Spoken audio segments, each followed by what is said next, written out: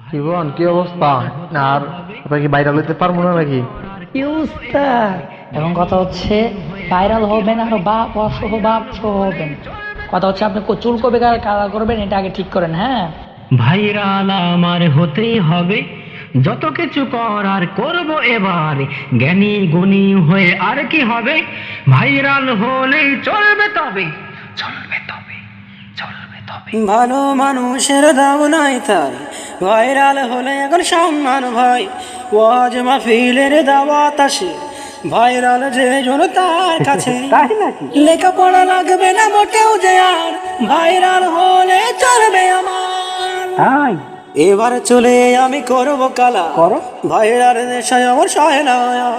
শিবন ভাইয়ের কাছে যুক্তি নিব, মৌলানা ওমরের কাটিং দিব। নতুন কাহিনী পাবো কোথায়, শিবন ভাইয়ের কাছে যুক্তি চাই।